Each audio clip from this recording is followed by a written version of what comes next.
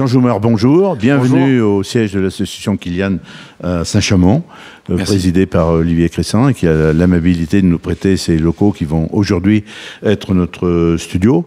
Vous êtes président de l'association France-Ukraine. Secrétaire général. Secrétaire général. Hein. Alors ça peut paraître insolite. Depuis février 2022, on sait que le frère de la Russie a été attaqué par son grand frère, hein, que c'est aujourd'hui quand même quelque chose de cinglant, que le président russe vient d'être inculpé, entre guillemets, par la Cour pénale internationale, mais l'association est très ancienne, elle est bien antérieure aux événements que j'évoquais en introduction. Ah oui, l'association va fêter son centenaire en 2027. Oui. À l'origine, elle s'appelait les Amis de l'Union soviétique, ça s'invente pas. Oui, oui, oui. En 1945, il y a eu France-URSS Loire. Qui a existé longtemps. Bien sûr. C'est une association, le France-URSS, dans la Loire, sur Saint-Étienne, qui avait près de 3000 adhérents. Oui. Pour une raison très simple, c'est que tous les gens qui faisaient un voyage... Ils organisaient même des voyages bien sûr, avec une touriste. Et tous les gens en France qui voulaient...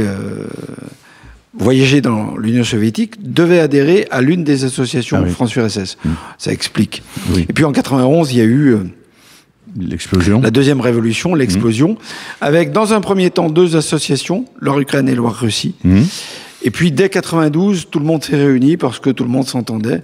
Et nous avons conservé, et c'est un signe de paix aujourd'hui, et nous sommes la dernière association à conserver Ukraine et Russie. Et je peux vous dire que ça se passe bien. Oui, parce que j'allais vous poser la question, est-ce qu'on vous critique pas? Est-ce qu'on dit... Alors si, on est critiqué, mais on est critiqué par qui? On est critiqué par des politiques, par des gens qui veulent faire de la politique, ou qui sont frustrés de ne plus en faire, etc., etc. Les adhérents, et notamment les déplacés ukrainiens, ça se passe bien.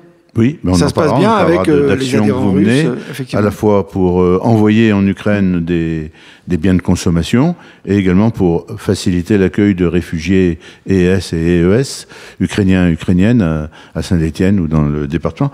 Je parle de Saint-Étienne. Là aussi, ça fait partie de l'histoire et je pense que peut-être êtes-vous allé dans cette ville. Longtemps, Saint-Étienne a été jumelée avec la ville de Lougansk, qui est aujourd'hui au cœur du conflit. C'est dans le fameux Donbass, hein, une république autoproclamée qui a été fusionnée à la Russie. Est-ce que vous êtes allé à Lougansk? Est-ce qu'il y a aujourd'hui encore des liens entre Saint-Étienne et cette ville de l'Est? Ah oui, bien sûr. Alors, Lougansk en russe, mais les Ukrainiens, c'est Louhansk en ukrainien, puisque ce sont deux langues qui ont le même alphabet. Mais quand on parle d'intercompréhension. Hein, oui, quand on leur dit, vous comprenez, ils disent oui, aussi bien qu'un Français comprend l'italien. C'est le même alphabet, mais ce n'est pas la même langue. Donc c'est Louhansk. C'est le premier jumelage de la ville de Saint-Étienne. Avant Wuppertal, avant Coventry, le premier jumelage, c'est Louhansk, ou Lougansk à l'époque. 1959. Pourquoi cette ville? C'était une ville de 500 000 habitants. Aujourd'hui, il en reste 80 000. C'était une ville industrielle et minière. Et donc, naturellement, il y avait des points communs. Bien sûr. J'y suis allé, nous y sommes allés, mais j'y suis allé très souvent. Et nous avons beaucoup de liens. Nous avons encore des partenaires, des amis. Qui sont à Louhansk. Faut savoir que quand il y a eu la catastrophe de Tchernobyl, nous avons accueilli un jeune, Evgeny, qui souffrait à cause de cela de la leucémie. Nous l'avons aidé à se faire soigner au CHU de Saint-Étienne. Il est toujours vivant aujourd'hui, il est avec sa famille, et il est toujours là-bas. Ah oui.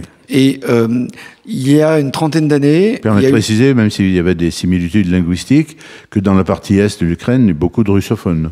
Oui, mais partout. Même le président ukrainien est russophone, en plus. Le président ukrainien Zelensky a appris l'ukrainien quand il est devenu président. Mais c'est pas une critique. Hein. Non, c'est une constatation. C'est un constat, oui. Tous les Ukrainiens qui ont plus de 25-30 ans parlent tous russe.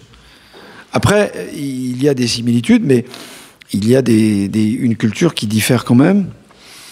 Et ils ont toujours été frappés, j'allais dire, de la distance avec la Russie. Quand vous visitez... Moi, la première fois que je suis allé en Ukraine, c'était à Zaporozhia, dont on en parle beaucoup. Oui, j'y ai des amis. La première chose qu'on fait visiter, c'est le monument qui est dédié à la famine de 1933, orchestrée par Staline et les soviets. Donc, ils ont toujours été, les Ukrainiens, très, très touchés, j'allais dire, de l'affrontement, finalement, avec les Russes. Il faut quand même se souvenir que aujourd'hui, on parle de l'Ukraine, qui est la volonté de Poutine de réanimer, réarmer, dénazifier et l'attirer en Russie. La logique, et je le dis à mes amis, la logique devrait être l'inverse. Parce que le premier empire qui a été créé en 862 par Yorick Ier, qui était un viking, c'était un empire, ce qu'on appelait la Russe, RUS, kievienne. Les tsars étaient couronnés à Kiev, la religion orthodoxe est née à Kiev, ou Kiev en ukrainien. Et Kiev est une ville qui a été fondée au 7e siècle, Moscou en 1147. Première capitale de la Russie, d'ailleurs, c'était Nijni Novgorod. Moscou, c'était un tas de boue. Donc, l'origine, c'est l'Ukraine. Très bonne transition pour parler aussi des aspects culturels, d'échanges culturels. Vous arrivez à les maintenir malgré le contexte? Alors aujourd'hui, oui, il y a des échanges. Maintenant, j'allais dire, l'essentiel est axé sur l'aide que nous pouvons apporter à l'Ukraine en elle-même et aussi aux déplacés. Alors le statut n'est pas réfugié, ils sont déplacés parce qu'ils ont droit à l'ensemble des œuvres sociales françaises, ils ont droit de travailler. À la scolarité, et ils souhaitent, aussi pour les enfants. Scolarité et le travail. Et ils souhaitent s'intégrer. C'est la raison pour laquelle l'association dispense des cours de français pour les déplacés, avec une manière de le faire qui est, j'allais dire, assez unique, puisque les cours sont dispensés par un binôme. Il y a 2 professeurs, un Ukrainien et un Français, de manière à ce que ça soit plus efficace et plus convivial aussi. Et puis, naturellement, on célèbre l'ensemble. Il faut qu'il y ait des moments festifs. Là, il va y avoir la Pâque orthodoxe. Ça sera l'occasion d'un rassemblement. Parce qu'on voit que sur place, justement, y compris les cérémonies religieuses, une occasion de montrer la différence. Oui, dans bien les sûr. reportages que vous avez dû voir comme moi. D'ailleurs, l'église orthodoxe ukrainienne s'est dissociée de l'église orthodoxe. Elle est devenue autonome. Elle est devenue autonome et elle a surtout adopté le calendrier grégorien. Oui. Donc les fêtes calquées sur l'Église catholique, oui. Est-ce que dans ce contexte c'est compliqué? Vous pouvez encore avoir des projets, même s'il est très compliqué d'imaginer l'avenir immédiat? Alors oui, on a des projets, notamment sur la reconstruction. Voilà. On est en train d'élaborer... Vous l'aviez indiqué dans les sujets... Oui, on est en train d'élaborer un projet de potabilisation de l'eau. Alors dans l'ouest de l'Ukraine, bien sûr, dans un premier temps. Le projet est en cours, ça se fait à la fois avec une ONG française, ça se fait avec des industriels spécialisés dans l'eau, de manière à ce qu'on puisse effectivement participer à cette reconstruction. Jean-Jaumar le savait mieux que nous, il y a quand même aussi des Russes, en particulier des jeunes Russes, qui ne souhaitant pas aller se battre en Ukraine, sont réfugiés qui en Arménie, qui dans d'autres pays, et aussi en France. On a eu dans la profession que je connais un peu, des journalistes qui se sont réfugiés à Paris. Est-ce que là, vous pouvez éventuellement accueillir aussi de ces Russes qui fuient la mobilisation générale? Ah oui, bien sûr. Mais la spécificité de l'association, c'est d'être ouverte à l'Ukraine et à la Russie, donc aux Ukrainiens et aux Russes. J'ai proche de moi des Russes qui sont réfugiés à Istanbul, par exemple, et qui vont sans doute venir en France. Et qui vont sans doute venir en France. Donc oui, effectivement, notre but, notre accueil est ouvert à tous. Vous en avez ce matin une émission à propos de cinéma sur France Culture, je suis précis. Il y a pratiquement plus de tournage de films russes et des cinémas proposent en russe Avatar 2 par exemple, et dans un pays qui est très très contrôlé, notamment au niveau de la presse, également l'opposition. On voit le sort de Navalny.